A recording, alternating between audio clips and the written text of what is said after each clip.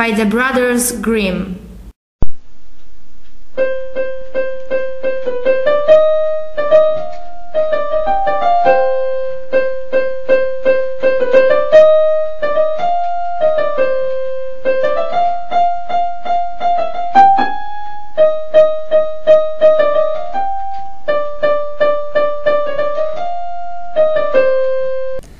Once upon a time, in the faraway land, a king and a queen had a lovely daughter.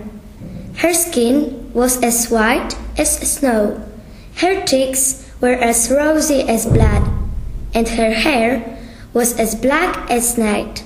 She was called Snow White. But sadly enough, Snow White's mother died. The king soon married another woman who became the queen. The new queen was so vain that she could not bear to think that anyone could be more beautiful than she was. She possessed a magic mirror. The queen would gaze upon herself in it and say, "Mirror, mirror on the wall, who's the fairest of us all?" "My queen, you are the fairest of us all," answered the mirror. The queen was very happy then.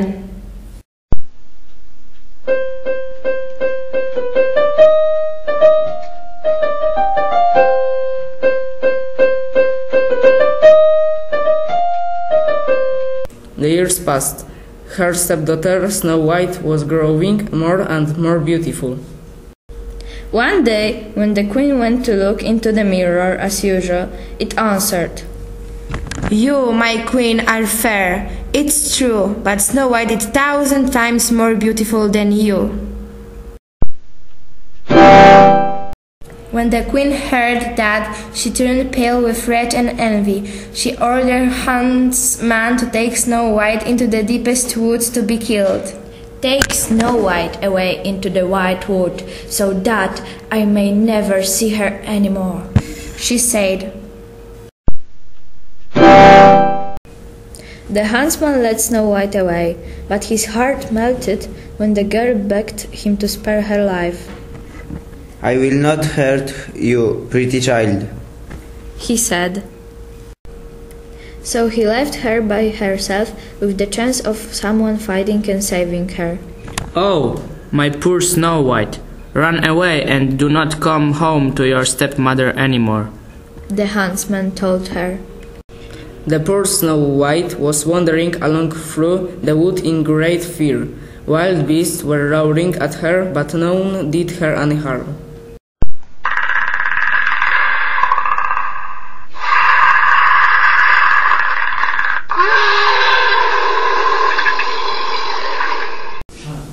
In the evening she came to a tiny cottage among the hills and went in to rest, for her little feet would carry her no farther. Everything was spruce and neat in the cottage. A white cloth was spread on the table. There were 7 little plates, 7 little loaves, and 7 little glasses, with wine in them. 7 knives and forks laid in order. 7 little beds stood by the wall. As she was very hungry, she picked a little piece of each loaf and drank a very little wine out of each glass. Then she laid herself down and fell asleep. When the 7 dwarfs returned home, they immediately became aware that someone sneaked in secretly because everything in their home was in disorder. "Who has been sitting on my stool? Who has been eating off my plate? Who has been picking my bread? Who has been meddling with my spoon? Who has been handling my fork? Who has been cutting with my knife? Who has been drinking my wine?" Shh! Be quiet. Good heavens, what a lovely child she is. In the morning, Snow White told them all her story, and the dwarfs took pity on her. They let her stay with them. The dwarfs went out to their work, mining for gold and silver in the mountains, but Snow White stayed at home and cooked, washed, knitted, and spun for them. "Be careful of your stepmother. She must be a witch. Let no one in," the dwarfs warned her. Meanwhile, the queen kept asking the mirror, "Mirror, mirror on the wall, Who's the fairest of us all? You, my queen, are fair, it's true, but Snow White, beyond the mountains at the seven dwarfs, is 1,000 times more beautiful than you. The blood ran cold in her heart with spite and malice to see that Snow White still lived. With her magical power, the queen cast the evil spell on a silky-laced bodice. She disguised herself as an old peddler and went her way over the hills to the place where the dwarfs lived. Snow White did not think about any mischief. She forgot about the dwarf's warning. She took the bodice and the queen laced it so tightly that Snow White fainted. Luckily, the dwarfs came back and loosened the laces. Snow White woke up. She told them everything about the old woman. The dwarfs guessed it was the queen and said, "Don't open the door anymore. Don't open the windows. Don't talk to strangers." In the meantime, the queen went home to her mirror and became yellow and green when she heard the very same answer as before. Snow White should die if it cost me my life, she said. The queen went into her chamber and prepared a poisoned apple. Then she dressed herself up as a farmer's wife and headed for the dwarf's house. Snow White was much tempted to taste the apple, for it looked so very nice. When she put the piece into her mouth, she fell down dead upon the ground.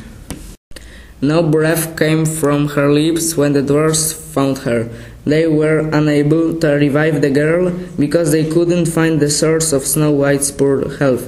They were afraid that she was dead. The dwarfs were very sad. They made a large casket out of glass, placed Snow White there and set it among the hills. All the birds would arrive there and bemoan her. One day, the prince on a white horse was traveling through the land. When he saw the girl in the glass casket, he got enchanted by her beauty and fell in love with her at once. When he lifted the casket up, the piece of apple fell from between Snow White's lips and she awoke.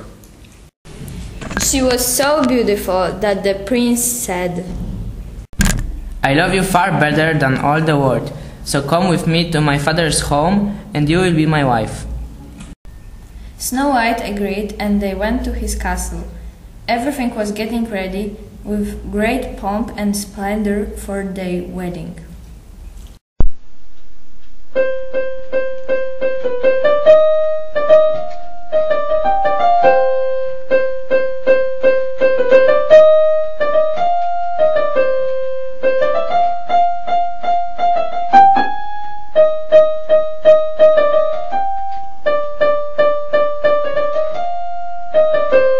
Mirror, mirror on the wall, who's the fairest of us all? The queen kept asking the mirror.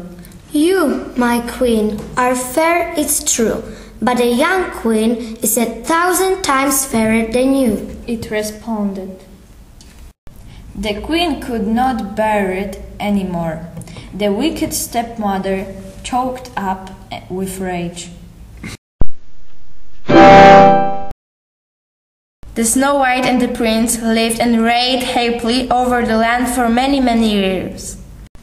Sometimes they went up into the mountains and paid a visit to the little dwarfs, who had been so kind to Snow White in her time of need.